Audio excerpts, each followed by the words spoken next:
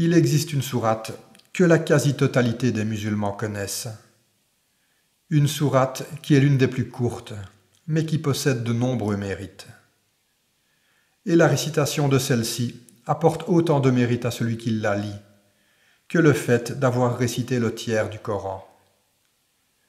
Cette affirmation vient d'un hadith rapporté par Abu Saïd, qui nous rapporte que le messager d'Allah posa un jour cette question à ses compagnons. « Lequel d'entre vous est-il capable de réciter le tiers du Coran en une seule nuit ?» Ils répondirent à cela. « Qui d'entre nous pourrait le faire ?»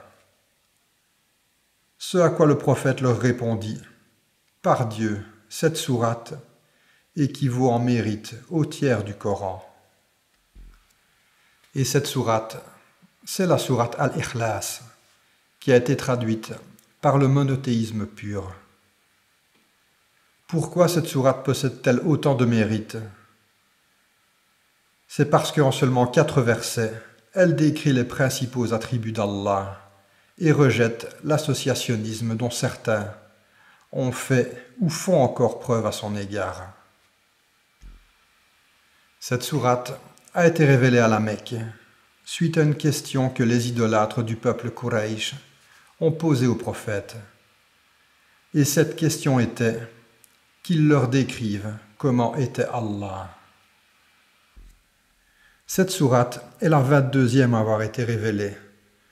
Dans l'ordre chronologique des révélations, elle a été révélée juste après la sourate An-Nas. Et voici le sens de ces versets, tels qu'ils ont été compris et interprétés par les savants de l'islam au cours des siècles. Qul huwa Allahu ahad. Dis, c'est lui, Allah, l'unique. Ceci est adressé au prophète, ainsi qu'à l'ensemble de la communauté.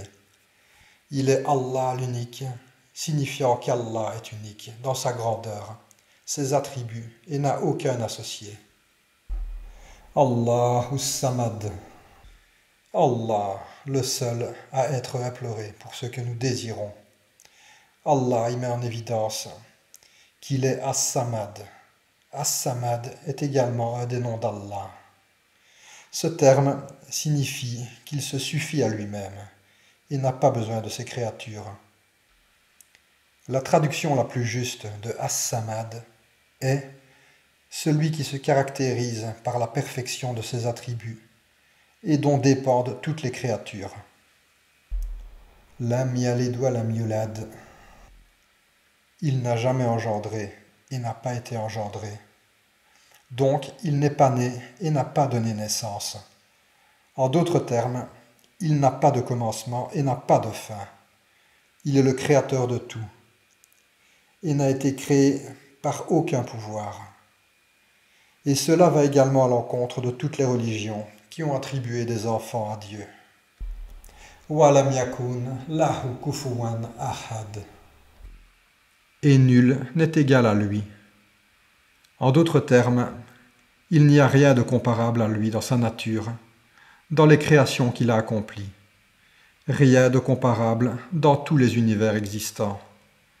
Il est unique et le restera pour toujours.